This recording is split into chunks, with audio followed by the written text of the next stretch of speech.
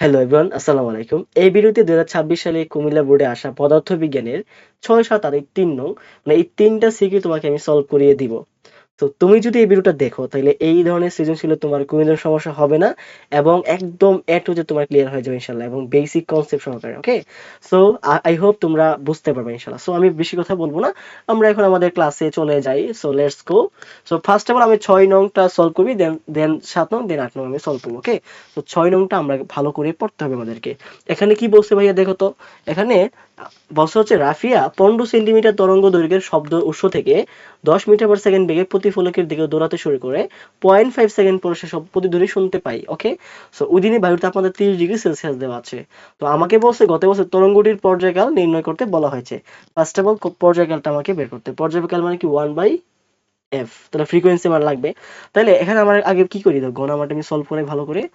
So এখানে আমাদের এই যে তরঙ্গ দৈর্ঘ্য দেওয়া আছে কত, 15 সেন্টিমিটার। তাহলে এখানে ল্যামডা কত দেওয়া আছে, 15 সেন্টিমিটার।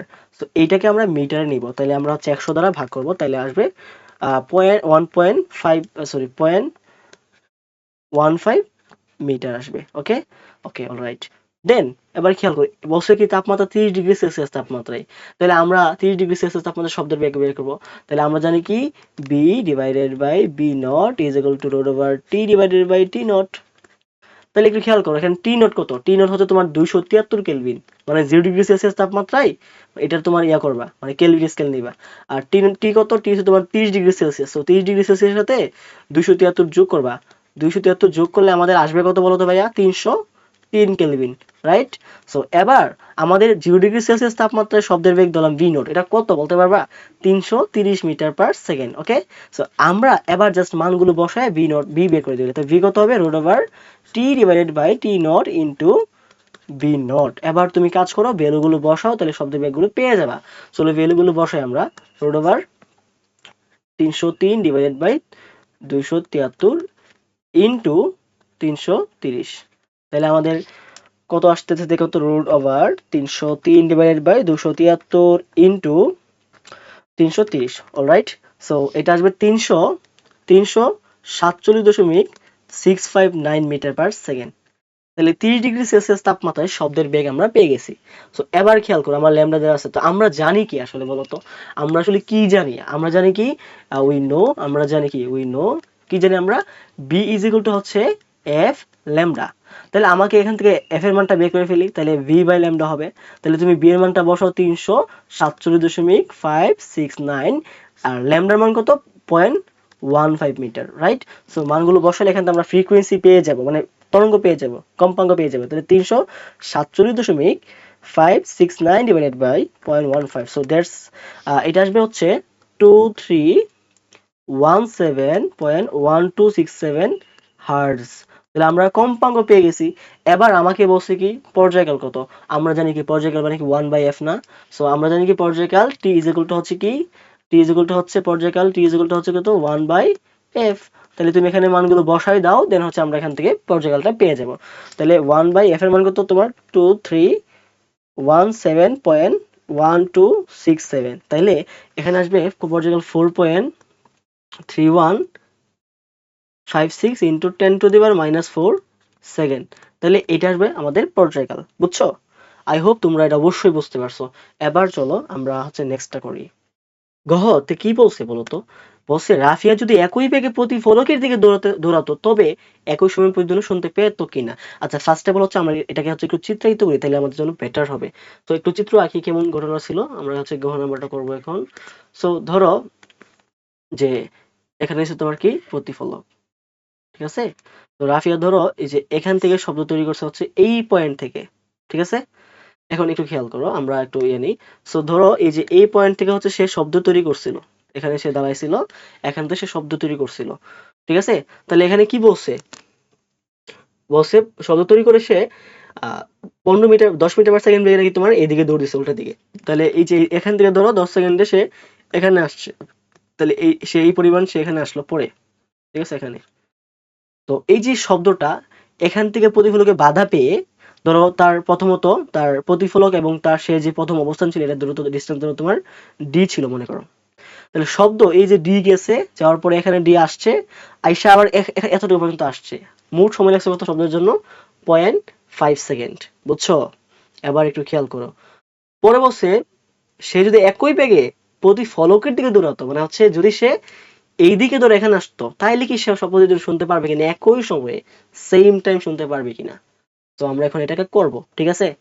সো আমরা যা যা পাইছি, সে ধরো সে এই পরিমাণ সে আসলো, এটা কি ধরো এক্স পরিমাণ সে আসলো, তাহলে এই যে এক্স এর মানটা কত, ধরো এক্স হবে কি ভিটি, বি ইন্টু টি।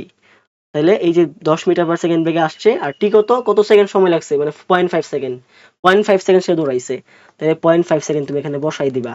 তাহলে 10 এর সাথে যদি 0.5 গুণ করি, তাহলে কি হবে? 5 আসবে না? তাহলে 5 মিটার, অর্থাৎ এই যে সে 5 মিটার, না এই যে 5 মিটার, এই 5 মিটার, তাহলে শব্দ এই ডি পরিমাণ গেছে, এই ডি পরিমাণ আবার তোমার আসছে, আসার পরে এই আরো 5 মিটার যাওয়া লাগছে শব্দের জন্য। তাহলে শব্দের মোট অতিক্রান্ত দূরত্ব কত বলতে পারবা? তাহলে শব্দের মোট অতিক্রান্ত দূরত্ব হচ্ছে, তো ডি গেছে, এই যে ডি গেছে, তারপর ডি পরিমাণ আবার ফিরে আসছে, এই যে ডি, আবার এক্সট্রা কিন্তু আবার এক্সট্রা 5 পরিমাণ আসা লাগছে, তাহলে 5। এই হচ্ছে শব্দের মোট দূরত্ব। তাহলে কি তোমার 2d প্লাস 5 হচ্ছে শব্দের মোট অতিক্রান্ত দূরত্ব, এই যে এটা। ঠিক আছে? আচ্ছা, এবার বলো এই যে সে শব্দের জন্য মানে এই যে দূরত্ব সে অতিক্রম করছে, তাহলে এটার পরিমাণ কি হবে? ভি টি এর সমান হবে। তাহলে এখানে আমাদের টি কত? টি হচ্ছে 0.5 সেকেন্ড। তারপরে শব্দের বেগ কত? শব্দের বেগ হচ্ছে তোমার ভি ধরলাম, শব্দের বেগ হচ্ছে কত, মানে এই যে তোমার 30 ডিগ্রি সেলসিয়াস তাপমাত্রা, শব্দের বেগ হচ্ছে তোমার এই যে 347.569, এটা আমরা বের করছি। ওকে, এটা আমরা বসাবো 347.596। তাহলে এবার খেয়াল করো, এখানে আমি ডি ডি এর মানটা বের করবো, আসলে সে প্রতিফলিত থেকে কত দূরত্ব সে ছিল। তাহলে এখানে কি আসবে তোমার? এটা 10টা, তাই না? তাহলে এরপর লাইনে কি হবে? এই যে 2d plus 5 is equal to B কত? 347.569 ইন্টু টি কত? 0.5 সেকেন্ড। তাহলে এখান থেকে হচ্ছে আমরা ডি এর মানটা বের করবো, দেখি ডি কত আসে। তাহলে 347.569 ইন্টু 0.5 মাইনাস 5 ডিভাইডেড বাই 2। তাহলে এই যে তোমার এটার মান আসবে তোমার 84.414 মিটার, অর্থাৎ সে কত দূরত্ব ছিল? এই যে এটা কত পাইছি আমরা? 84.414 মিটার দূরত্বে এই যে এটা সে ছিল, মানে এখানে এখান থেকে প্রডিউস করছিল। তো পরবর্তীতে যেটা হয়েছে, পরবর্তীতে কি হয়েছে বলতো? পরবর্তীতে যেটা হয়েছে, সে শব্দ উৎপন্ন কইরা, ধরো এই দিক যদি ধরো, এখানে এই দিক ধরো তোমার এক্স পরিমাণ আসলো, তো এক্স এর মান তো 5 মিটার পাইছি আমরা, যেহেতু পয়েন্ট, সরি এখানে, হ্যাঁ এখানে ধরো এক্স পরিমাণ সে আসলো, মানে সরি, তো সে তোমার এখান থেকে এখানে ধরো আসলো দৌড়াইয়া, মানে এইদিকে ধরো এক্স প্রাইম পরিমাণ সে আসলো। ঠিক আছে?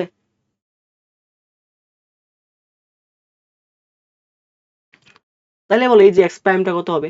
এই যে এক্স প্রাইমটা হবে তোমার এই যে তার বেগ হচ্ছে 10 টি প্রাইম হবে। আর এই যে তোমার ধরলাম যে তোমার টি প্রাইম পর পরিধিন শুনতে পেলো আর কি, তাহলে এখানে টি প্রাইম তো আমরা সময়টা কি দিলাম? টি প্রাইম আমরা ধরে দিলাম। ঠিক আছে? তাহলে এটা হবে। এবং এই শব্দের কি হবে বলতো? আচ্ছা, একটু খেয়াল করো ভাই, একটু খেয়াল করো, যদি যদি তোমার এইটা এক্স হয়, তাহলে এই যে বাকি অংশ কত? তোমার ডি মাইনাস এক্স হবে না? এক্স প্রাইম হবে না? মানে এই যে এখান থেকে এই যে এইখান পর্যন্ত কত? D minus X prime. বুঝছো? এখন শব্দ তো এখান থেকে তৈরি করছে, তো শব্দ নিজে এখান থেকে এই যে প্রতিফলকে যাবে, অর্থাৎ কি দুই পরিমাণ দূরত্ব অতিক্রম করবে, দেন ফিরে ফিরে এখান থেকে যে এখান পর্যন্ত আসবে শব্দ, ধরো সে পরবর্তী অবস্থানটা তোমার এখানে। তাহলে শব্দের নিজের অতিক্রান্ত দূরত্ব কত? দূরত্ব হবে এটা না, যে প্রথম সে ডি যাবে, পরে সে কি পরিমাণ ফিরে আসবে? এই যে ডি মাইনাস, এই যে এখান এখান থেকে ডি পরিমাণ যাবে, এন্ড এখান থেকে তোমার আবার যে ফিরে আসবে এটা কত? D minus X prime. তাহলে সে ফিরে আসবে ডি মাইনাস এক্স প্রাইম পরিমাণে ফিরে আসবে। তাহলে শব্দের কি তোমার ভি টি প্রাইম না? এখানে এখানে শব্দের বেগ আর টি প্রাইম, শব্দের অতিক্রান্ত দূরত্ব কত হবে? বি টি প্রাইম, শব্দের বেগ ইন্টু সময়। ওকে, সো এখান থেকে আমরা কাজ করো, এখানে লেখা যায় 2d minus X prime is equal to হচ্ছে কত? B T prime. আচ্ছা, একটু খেয়াল করো, আমরা এখানে এক্স প্রাইম কি পাইছি? 10 টি প্রাইম পাইছিলাম না? ওই যে তোমার ইয়া থেকে ব্যক্তি যে তোমার 10 মিটার পার সেকেন্ড বেগে দৌড়াবে, তাহলে টি সময়ে টি প্রাইম সময় সে 10 টি প্রাইম পরিমাণ সে দূরত্ব যাবে। তাহলে এখান থেকে আমরা 2d মাইনাস 10 টি প্রাইম বসাতে পারি। আর শব্দের বেগ কত? 347.659 ইন্টু কত? টি প্রাইম। তাহলে এখান থেকে ভাই আমার টি প্রাইমটা বের করতে হবে যে আসলে কত আসে। তাহলে টি প্রাইমটা কত আসবে? এটা ওই পাশে নিলে তোমার কি হবে? যোগ হয়ে যাবে। তাহলে 347.659 এর সাথে 10 টি যোগ করলে হবে কত? 357 টি। 357.659 t ইজ ইকুয়াল টু হচ্ছে 2d। সো d এর মান কিন্তু আমরা পাইছিলাম, কত পাইছিলাম বলতো? 84.414, 84.414 মিটার পাইছিলাম। তাহলে এখান থেকে টি বের করে ফেলি আমরা। তাহলে এটা ক্যালকুলেশন করে এটাকে হচ্ছে এই যে এটা দ্বারা ভাগ করে ফেলবো। ওকে, তাহলে 2 ইন্টু 84.414 ডিভাইডেড বাই 357.659 ভাগ করে দিলাম। তাহলে আমার এই যে সময়টি প্রাইমটা, এটি প্রাইম ধরছিলাম না, এটা আসছে কত? 0.4720 সেকেন্ড সময় আসছে। অর্থাৎ আমার টি ছিল কত? 5.5 সেকেন্ড। তাহলে কি একই সময় শুনতে পারবে না? যদি সে উল্টা দিকে দৌড়াইতো তাহলে শুনতে পারবে 0.5 সেকেন্ডে, আর যদি সে প্রতিফলকের দিকে দৌড়ায় তাহলে সে প্রতিফলক শুনতে পারবে কি কত সময়ে? এই যে 0.4720 সেকেন্ড সময় পর। তাহলে একই সময় শব্দ শুনতে পারবে না, যেহেতু T is equal to not equal to T prime. তাহলে তুমি এটা লিখে দিবা, ঠিক আছে? একদম ইজি ছিল। তো চলো এবার আমরা নেক্সট প্রশ্ন দেখি। এটা ছিল তোমার 6 নংটা। আচ্ছা 7 নংটা কি বলছে দেখি তো। 7 নংটা কি বলছে? ওকে, 7 নংটার মধ্যে ভাই কি বলছে দেখো তো, একটু খেয়াল করো তো। এখানে বলছে যে একটা অবতল দর্পণ দেওয়া আছে, এখানে হচ্ছে ফোকাস বিন্দু, এটাকে বক্রতার কেন্দ্র, and এবি হচ্ছে লক্ষ্যবস্তু। সো এখানে এই যে পিএফ এর মানটা 20 সেন্টিমিটার, অর্থাৎ এই যে পি থেকে ফোকাস দূরত্ব, যে দূরত্বটা এটা 20 সেন্টিমিটার, ঠিক আছে? তারপরে পিবি, এই যে পি থেকে বি এর দূরত্ব, লক্ষ্যবস্তু দূরত্ব হচ্ছে 50 সেন্টিমিটার। তাহলে আমাকে গত বলছে বিবর্ধন নির্ণয় করতে বলছে। তো বিবর্ধন মানে কি বলতো ভাইয়া? বিবর্ধন মানে কি তোমার কি ভি ডিভাইড বাই ইউ না, বলতো? এই যে এটা আমরা জানি। ওকে, সো মডুলাস দিছি কেন? আমরা হচ্ছে এটাকে আমাদের হচ্ছে বিবর্ধন অলওয়েজ প্লাসের হয়, দ্যাটস ওয়াই, ঠিক আছে? অনেকে মাইনাস বি বাই ইউ লিখে, সেম জিনিসই আসবে। ওকে, সো আমার এখানে ইউ এবং বি লাগবে। তাহলে এখানে বলতো আমাদের কি কি জানা আছে, এই আমাদের ইয়া থেকে কি কি জানা আছে বলতো ভাইয়া? একটু খেয়াল কর, এই যে পিএফ এটা আসলে কি ফোকাস দূরত্ব। তাহলে আমাদের এফ এর মানটা জানা আছে, পিএফ যেহেতু তোমার ফোকাস দূরত্ব সমান, তাহলে এফ কত? এফ হচ্ছে তোমার 20 সেন্টিমিটার, ঠিক আছে? আর এই যে লক্ষ্যবস্তু যে দূরত্বটা, এই যে আমার এই যে পি থেকে এই যে বি, তাহলে এই পিবির মানও দেওয়া আছে 50 সেন্টিমিটার। তাহলে হচ্ছে ইউর মান কত? 50 সেন্টিমিটার আমাকে দেওয়া আছে। এবার আমাকে বের করতে হবে বি এর মান। সো আমরা এই যে বি এর মানটা বের করতে হবে। তাহলে আমরা সবাই একটা সূত্র জানি, 1 by U plus 1 by B is equal to 1 by F, আমরা জানি। তো এবার যদি এখান থেকে 1 বাই বি এর মানটা বের করি, 1 বাই এফ মাইনাস 1 বাই কত? U. Just you have to use the value. Just এখানে 1 বাই এফ এর পরিবর্তে বি বসাও, দেন 1 বাই ইউর পরিবর্তে হচ্ছে 50 বসাবো, দেন আমাদের আনসার আসবে 3 মাইনাস 3 বাই 100 আসবে। আচ্ছা এটা কি 1 বাই ভি এর মান, তাহলে ভি এর মান কত আসবে? ভি এর মান আসবে তোমার 33.33 সেন্টিমিটার। তাহলে আমরা বি এর মানটা কিন্তু ভাইয়া পেয়ে গেলাম। এবার হচ্ছে আমাদের কি বিবর্ধন বের করতে হবে, লাগবে আমরা জানি কি বিবর্ধন ইজ ইকুয়াল টু হচ্ছে এম ইজ ইকুয়াল টু কত, যে এখানে করি আমরা, যে এই যে ভি বাই ইউ। তাহলে বসাই দাও। তো ভি কত? 33.33, আর ইউ কত বলো তো? এই যে তোমার লক্ষ্যবস্তু দূরত্ব 50। তাহলে এটার মানটা কত আসে বলো তো? তো বিবর্ধন আসতেছে 0.6677 আসতেছে। এটা হচ্ছে কি বিবর্ধন আনসার। তো আই হোপ এটা বুঝতো। এরপরটা একটু খেয়াল করো ভাইয়া, যে এখানে বলছে উদ্দীপকের দর্পণটিতে কোথায় বস্তু স্থাপন করলে কোনো প্রতিবিম্ব গঠন করা হবে সম্ভব না। তো এটা শোনো, এটা কি একটা একটা তোমার কি অবতল দর্পণ না? তাহলে অবতল দর্পণের মধ্যে তোমার যদি ফোকাস বিন্দুতে কোনো একটা বস্তু রাখা হয়, তাহলে দেখবা যে তোমার এখানে কোনো ধরনের প্রতিবিম্ব গঠন হবে না। বিকজ তার যে রশ্মিটা হবে, রশ্মিগুলো তোমার সমান্তরাল হয়ে যাবে, বুঝছো? কোনোভাবে এরা মিলিত হওয়া সম্ভব না। দেড়শো হচ্ছে সম্ভব না, ঠিক আছে? মানে প্রতিবিম্ব গঠন হবে না কোথায় ফোকাস বিন্দুতে রাখলে। তো আমাকে আবার হচ্ছে একটু রশ্মি চিত্রের মাধ্যমে বসে বিশ্লেষণ করতে। তাহলে তুমি তো লিখবা, প্রথমে লিখবা যে ফোকাস বিন্দুতে রাখলে হচ্ছে প্রতিবিম্ব গঠন করা হবে না, ঠিক আছে? প্রতিবিম্ব পাওয়া যাবে না। আচ্ছা আমরা এই চিত্রটা আবার আঁকবো। আচ্ছা এটা আমি কপি করে ফেলি তাহলে ভাই। ওকে, ওকে, এটাকে আমি ধরো কপি করলাম, এখানে নিয়ে আসি আমরা। ধরো এখানে আমি চিত্রটা একটু আঁকাই দেখাই তোমারে, ঠিক আছে? সো ধরো, যদি আমার তো এক্স্যাক্টলি হবে না, তোমার গ্রাফ পেপার বা তোমার সুন্দর করে আঁকবা, তাই না? তখন তো এক্স্যাক্টলি এই চিত্রটা আসবে, তবে আমি চেষ্টা করবো এক্স্যাক্টলি আঁকার জন্য। আচ্ছা, এবার ধরো তোমার একটা বস্তু আমরা হচ্ছে এই যে ফোকাসে রাখলাম, ঠিক আছে? ফোকাসে রাখবো ধরো, তাহলে একটু ফোকাসে একটা বস্তু রাখবো, ধরো ফোকাসে আমরা রাখবো এই যে ধরো বস্তুটা এবি, ঠিক আছে? তাহলে আলো, আলো যেটা হবে মানে আলো হচ্ছে এই যে সমান্তরালে যদি তোমার যায়, মানে প্রবেশ করে, মানে ইয়ে করে, তাহলে এটা হচ্ছে কি তোমার ফোকাস দিয়ে তোমার কি হবে? এই যে বেরিয়ে যাবে, এই যে ফোকাস দিয়ে সে বেরিয়ে যাবে। আবার এই যে বক্রতা কেন্দ্র এটা, আবার যদি এমন হয় যে আলোটা হচ্ছে মানে বক্রতার কেন্দ্র দিয়ে যাচ্ছে বা যায় বা যাচ্ছে মনে হচ্ছে এমন হয়, তাহলে সেইটা বক্রতা কেন্দ্র দিয়েই হচ্ছে আবার ফিরে যায়। তাহলে এটা মানে এইদিকেই তোমার কি হবে, ফিরে যাবে আর কি, এইদিকেই ফিরে যাবে, বুঝছো? সো এক্স্যাক্টলি যেটা হয় এখানে, যে এইটা মানে এটা তো বক্রতার কেন্দ্র, ওকে? সো এটা তো বক্রতার কেন্দ্র, এটা হচ্ছে ফোকাস, ঠিক আছে? সো এই যে সমান্তরাল হয় আর কি, তারা মানে এই যে তোমার দুইটা বিন্দু আর দুইটা এই যে দুইটা রশ্মি সমান্তরাল হয়। সো আলোটা এখানে সমান্তরালে গিয়ে ফোকাস দিয়ে বের হয়েছে, বক্রতার কেন্দ্র দিক দিয়ে গেছে, আবার এই দিক দিয়ে তোমার কি হয়েছে, তোমার ফিরে মানে যাচ্ছে আর কি। তাহলে এইটা এই পার্শ্ব কোনোদিন মিলিত হবে না, কারণ সমান্তরাল, মিলিত হওয়ার কোনো পসিবিলিটি নাই। তাহলে হচ্ছে কি না, এই পার্শ্ব কি হবে না, মিলিত হবে না। তো দ্যাটস হচ্ছে, যদি আমরা কোনো একটা অবতল দর্পণের ফোকাস বিন্দুতে কোনো একটা বস্তু রাখি, তাহলে এটার কোনো প্রতিবিম্ব গণনা হয় না, বুঝছো? সো আমি বিশ্বাস করি তোমরা এটা ভালো করে বুঝতে পারছো। তো এবার চলো আমরা অন্য একটা সৃজনশীল সলভ করি, এটা হচ্ছে তোমার 8 নং। তাহলে ভাই 8 নংটা কি বলছে একটু আমরা বুঝতে হবে না, বলো? তাহলে 8 নংটার মধ্যে এখানে তোমার পি এবং কিউ কি দেওয়া আছে, দুইটা চার্জ দেওয়া আছে, দুইটা তোমার কি দুইটা চার্জ দেওয়া আছে দুইটা বস্তুর, ঠিক আছে? সো ভাই মাধ্যমে স্থাপন করা হয়েছে, যেখানে তোমার পি এর মান প্লাস 60 কুলম এবং কিউ এর মানটা প্লাস 30 কুলম। এবং এই যে এখান থেকে তোমার এই যে এখানে এই যে এটা কি দিল তোমাকে পয়েন্টটার নাম, বা ধরো পি, আর এই যে এখানে আর একটা পয়েন্ট আছে বলছো, ওকে? সো এখান থেকে এই যে এটার দূরত্ব হচ্ছে তোমার 22 সেন্টিমিটার, আর এটা হচ্ছে তোমার 8 সেন্টিমিটার। তাহলে এটার সম্পূর্ণ দূরত্ব কত বলতে পারবা দুইটা এর মধ্যে? এটা হবে ডিস্টেন্সটা যেটা যোগ করবা, ঠিক আছে? তাহলে 30 সেন্টিমিটার হবে, রাইট? সো বলছে কি যে উদ্দীপকের চার্জ দুইয়ের মধ্যে ক্রিয়াশীল বলের মান নির্ণয় করতে বলছে। তাহলে এইটা তো ভাই একদম সহজ, মানে এটা তোমাকে খাওয়াই দিছে, জাস্ট তুমি জাস্ট খাইয়া ফেলবা। তাহলে গ নাম্বারটা কি? এখানে আমার কিউ পি মানে কিউ দেওয়া আছে, পি এর মানটা দেওয়া আছে ধরো এই যে কিউ অফ পি, এটার চার্জ কত দেওয়া আছে তোমার প্লাস 60 কুলম। আর এটা হচ্ছে কিউ কার, এই যে কিউর, সেটার চার্জ কত, প্লাস 30 কুলম। তাহলে হচ্ছে আমরা জানি কি এফ ইজ ইকুয়াল টু, এখানে তোমার কে এর মান কে ইন্টু কি তোমার যে কিউ, এই যে পি মানে পি বস্তুর কিউ ইন্টু কিউ বস্তুর কিউ, মানে চার্জ আর কি, ডিভাইড বাই হচ্ছে আর স্কোয়ার। তো এখানে আর আসলে কত হবে, মানে এখানে আর হবে, এখানে আরটা কত হবে বলতে পারবা? এই আরটা হবে এই যে 22 সেন্টিমিটার প্লাস হচ্ছে তোমার কত, 8 সেন্টিমিটার। তাহলে দুটো যোগ করবা, তাহলে আসবে সেন্টিমিটার, তাহলে আসবে তোমার 30 সেন্টিমিটার। আমরা এটাকে মিটার নিব, তাহলে 100 দ্বারা ভাগ করলে 0.3 মিটার আসবে। তো এটা হচ্ছে আর। এখন এই আরটা যদি আমরা বসাই দিই এই ক্যালকুলেশনের মধ্যে, এই সূত্রের মধ্যে, তাহলে হচ্ছে হয়ে যাবে। তাহলে কে কত, কে আছে 9 × 10⁻৯, তারপরে এটা কত 60, এটা কত তোমার 30 ডিভাইড বাই 0.3 স্কোয়ার। তাহলে কত নিউটন আসে দেখো তো, 9 × 10⁻৯ ইন্টু 16 × 30 ডিভাইড বাই 0.3 স্কোয়ার, তো স্কোয়ার।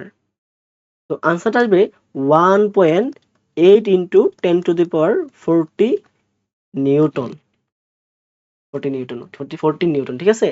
সো এটা হবে কি তাদের মধ্যকার ক্রিয়াশীল বলের মান। সো আমরা এটা পারছি। নেক্সট কি বলছে একটু খেয়াল করো, একটু ভালো করে খেয়াল করো। এখানে বলছে চার্জ দ্বয়ের মধ্যে আর বিন্দুতে একটি একক ধনাত্মক চার্জ, মানে এখানে ধরো একটা 1 কুলম চার্জ কি করছি স্থাপন যদি করা হয়, তাহলে ওইখানে প্রাবল্য কি একই হবে কিনা, মানে এই যে তোমার পি এর জন্য মানে এইটার জন্য যে প্রাবল্য হবে এখানে, এটার জন্য সেই প্রাবল্যটা সেম হবে কি না, ঠিক আছে? সেম হবে কিনা। তাহলে এবার খেয়াল করো, এই যে এখান থেকে তোমার এটা দূরত্ব কত 22 সেন্টিমিটার, এটা দূরত্ব তোমার কত 8 সেন্টিমিটার, রাইট? ওকে, অলরাইট। সো ধরো এবার আর বিন্দুতে আমরা হচ্ছে গহনা নাম্বারটা এখন করতেছি। আর বিন্দুতে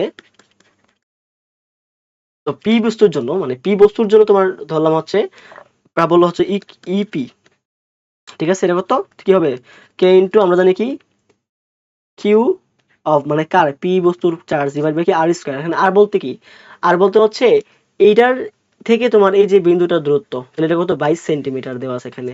তাহলে এখানে কত এটা লাগবে 22, মানে 22 সেন্টিমিটারকে মিটার নিবে, তাহলে 0.22 স্কয়ার, ঠিক আছে? আচ্ছা আমরা এগুলো তো চাইলে আমরা লিখে ফেলতে পারি। ধরো এটাকে ধরলাম আমি, এটাকে ধরো তুমি আর1 ধরলাম, মানে এই যে অংশটাকে আমরা আর1 ধরলাম, এই যে এখান থেকে এখানে আর1 ধরলাম, এটাকে ধরলাম আর2 ধরলাম, ঠিক আছে? এটাকে আর1 ধরলাম, তাহলে আর ওয়ান স্কোয়ার লিখে দিলে হবে আর কি। তাহলে আর ওয়ান স্কোয়ার, এবার মানগুলো বসাই, তাহলে 9 × 10⁻৯ ইন্টু চার্জ কত এখানে 60 coulomb divide by r square কত 0.22 মিটার স্কোয়ার হবে, মানে 0.22 সেন্টি মানে 22 সেন্টিমিটার মিটার নিয়েছি আমরা। তাহলে এবার বলো কত আসবে, তাহলে 9 × 10⁻৯ ইন্টু 60 ডিভাইড বাই 0.22 স্কোয়ার। তাইলে ভাইয়া আনসারটা আসতেছে 1.1157 ইন্টু 10⁻30 নিউটন পার কুলম হচ্ছে আমাদের কি এখানে আর বিন্দুতে তোমার প্রাবল্য, ঠিক আছে, পি এর প্রাবল্য। এবার হচ্ছে আমরা কিউ এর প্রাবল্যটা বের করি, কিউ বস্তুর প্রাবল্যটা বের করবো আর বিন্দুতে। তাহলে এখানে 30 কুলম্ব দেওয়া আছে, তাহলে এখানে কি হবে এটার জন্য বলো? এটার জন্য ধরে নিলাম হচ্ছে তোমার, ধরে নিলাম হচ্ছে ই কিউ হয়ে যাচ্ছে প্রাবল্যর মানটা, ঠিক আছে। তাহলে কি K into Q, charge of কার, কিউর চার্জ, ডিভাইড বাই হচ্ছে কি আর টু স্কোয়ার দিলাম। এবার 9 ইন্টু 10⁻9 ইন্টু এটা কত 30 কুলম, আর এটা কত তোমার আর কত 8 সেন্টিমিটার। দেড়শো হচ্ছে এটাকে আমরা মিটার নিলে কি তোমার 8 ডিভাইড বাই 100 দিবা, তাহলে মিটার নিলে হবে এটা কত 0.08 স্কোয়ার হবে, 0.08 স্কোয়ার। তাহলে এবার আমরা মানটা বের করি, তাহলে 9 into 10⁻9 into 30 divide by 0.08 square. ক্যালকুলেশনগুলো কিন্তু ভালো করে করতে হবে, সাবধানে, ঠিক আছে। তাহলে এটা সে 4.21875 ইন্টু 10⁻13 নিউটন পার কুলম, ঠিক আছে। এবার বলো ভাইয়া দুইটাকে সমান হইছে? এই যে আর বিন্দুতে দুইটা কিন্তু প্রাবল্য সমান হইছে? প্রাবল্য কিন্তু সমান হয় নাই। তাইলে কি লিখবা যে EP not is equal to কি ই কিউ, অর্থাৎ আর বিন্দুতে তোমার কি পি এবং কিউ মানে উভয় বস্তুর জন্য প্রাবল্য কি হয় নাই, সমান হয় না, যদি আমরা মাঝখানে কি হয় মানে আর বিন্দুতে একটা 1 কুলম্ব চার্জ রাখি, ঠিক আছে। সো এইটা ছিল মেইনলি আমাদের কোয়েশন। সো খুবই সহজ ছিল, খুবই সহজ ছিল। সো আশা করি তোমরা অবশ্যই ভালো করে বুঝতে পারছো। তো সবাইকে অসংখ্য ধন্যবাদ আজকে আমার সাথে থাকার জন্য। আর অবশ্যই তোমরা সাবস্ক্রাইব করে রাখবে চ্যানেলটাকে, এবং তোমাদের ফ্রেন্ডসদেরকে অবশ্যই শেয়ার করে দিবা। আর তোমাদের সাথে অবশ্যই দেখা হচ্ছে নেক্সট ভিডিওতে। সবাই সুস্থ থাকবা, ভালো থাকবা, বাই।